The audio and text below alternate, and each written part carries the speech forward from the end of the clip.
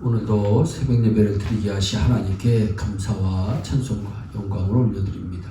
우리 다 함께 사도신경으로 신앙 고백하신 후에 찬송가 338장을 부르신 후 에레미야에 가서 1장의 말씀을 읽으신 다음 오늘 말씀을 듣도록 하겠습니다.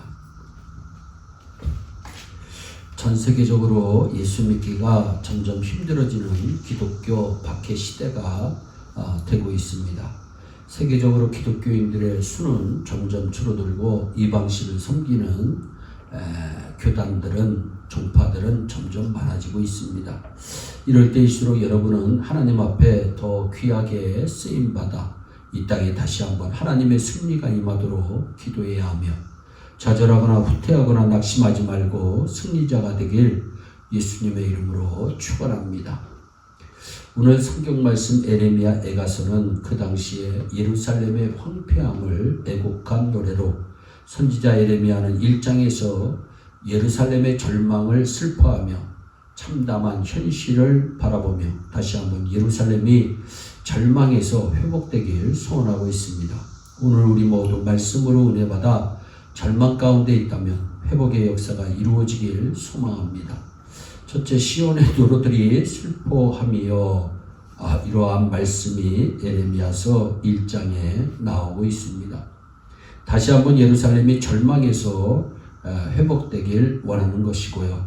시온의 대로들이 슬퍼한다고 하는 말씀, 절기를 지키려 나아가는 사람이 없음이로다 4절에 나오는 말씀, 시온의 도로들이 슬퍼하며 절기를 지키려 나아가는 사람이 없음이로다. 무슨 말씀입니까? 예배가 회복되어야 함을 성경은 말씀합니다. 시온의 도로는 예배드리기 위한 복된 길이었지만 예루살렘의 성전에 예배하는 사람들의 발걸음이 끊어지게 되어 처량한 도로가 되어 그 시온의 도로가 슬퍼한다고 성경은 말씀합니다. 예배의 절기가 무너진 것에 대한 탄식입니다. 예배가 무너진 것은 신앙이 무너진 것입니다. 하나님을 가까이 하는 것에서 멀어지고 하나님께 맡겨진 삶이 자신의 힘에 의존하는 상태로 바뀌는 것입니다. 진실한 신앙인은 하나님을 경배해야 합니다. 신구약 성경 말씀 중에 레위기서는 특별히 제사법과 하나님을 섬기는 방법과 또한 도리의 과정을 핵심적으로 말씀하고 있습니다. 우리 하나님께서는 하나님을 예배하는 사람들을 축복해 주시고 날마다 역사하는 줄 믿으시길 바랍니다. 예배하는 자를 찾으심으로 예배를 중요시합니다. 절기는 예배를 의미합니다. 출애굽기 23장 13절에 내가 네게 이른 모든 일을 삼가 지키고 다른 신들의 이름은 부르지도 말며 내 입에서 들리게도 하지 말지니라 말씀합니다. 절기를 지키는 자, 즉 예배하는 자, 예배가 있는 자, 예배하는 우리에게 하나님께서는 기뻐하시고 엄청난 축복을 약속하여 주셨습니다. 먼저 출애굽기 23장 20절에 하나님이 여호와의 사자를 앞서 보내어 길에서 보호해 주십니다. 출애굽기 23장 22절에 원수의 원수가 되어 주십니다. 또한 출애굽기 23장 25절에 양식과 물에 복을 내려 주십니다. 또한 25절에 병을 제하여 주십니다. 또한 26절에 장수의 축복을 허락하여 주십니다. 천하보다 귀한 우리의 삶이 매일처럼 즐겁고 영적인 기쁨과 육신의 모든 일이 아름다워지며 수고도 기쁘고 땀을 흘리며 육체의 노동도 즐거워지면서 행복해지는 것입니다. 아모스 선지자 시대에도 예배가 무너졌습니다.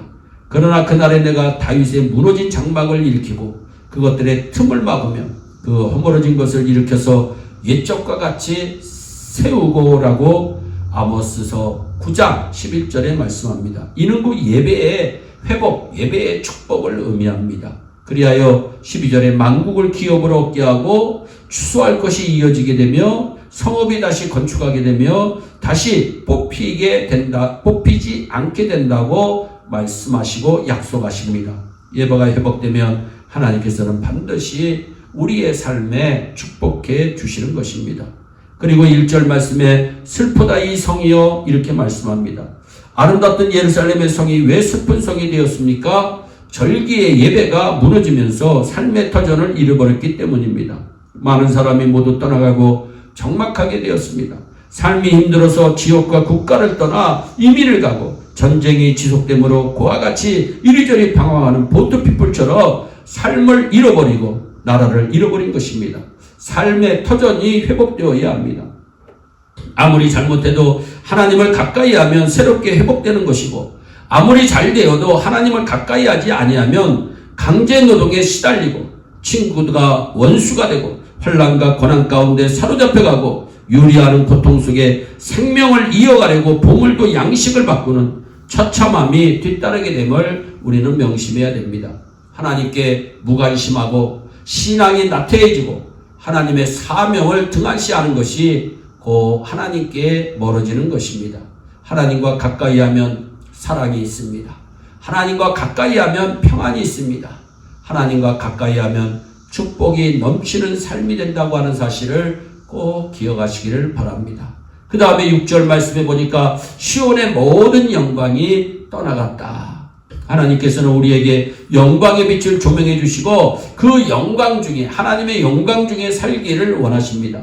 그리하여 이사야서 60장 1절에도 일어나라 빛을 발하라 이는 내 빛이 이르렀고 여호와의 영광이 내 위에 임하였음이니라 말씀합니다. 그러나 하나님께서 선물로 주신 영광은 하나님께서 떠나시면 그 영광도 사라지게 됩니다. 하나님의 영광을 신자는 회복해야 합니다.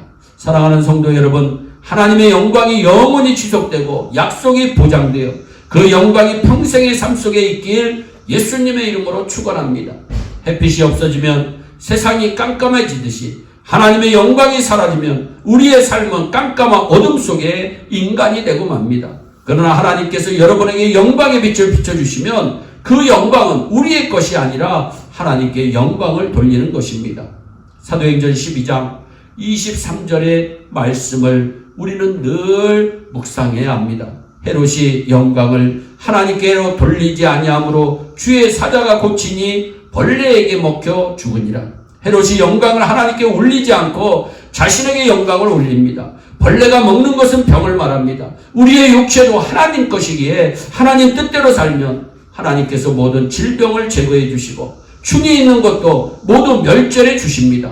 그러나 헤롯은 그의 건강한 몸으로 하나님께 영광을 돌리지 않으므로 하나님께서 충이 먹어서 병들어 죽게 하였습니다. 우리의 몸이 하나님 뜻대로 살기 원하며 쓰임받기를 원하며 오직 하나님께 인정받길 예수님의 이름으로 축원합니다. 천만 사람들이 인정해도 소용이 없습니다. 하나님께서 인정해 주시고 하나님께서 기뻐하시는 일을 신자는 해야 합니다.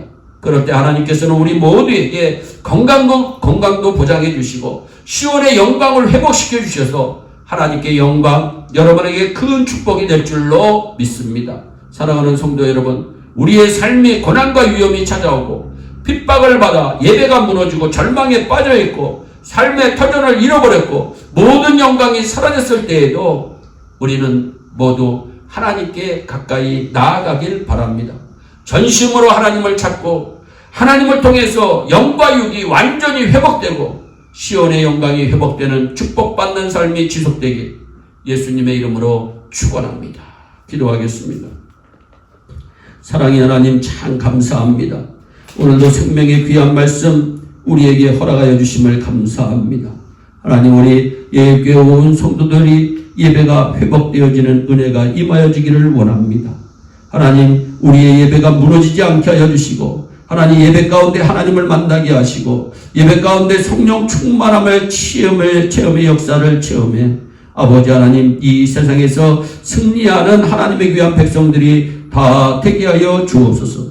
이 세상 우리 힘으로 살 수가 없습니다. 주여, 우리와 함께 동행하셔서 영혼이 잘된같이 범사가 잘되고 강건한 복을 누리며 살게 하여 주옵소서. 감사하고 예수님의 이름으로 기도하옵나이다. 아멘. 우리 다 함께 주기도문으로 예배를 마치시고 각자 개인 기도하신 후에 오늘도 주 안에서 승리하는 복된 하루 되시기를 바랍니다. 감사합니다.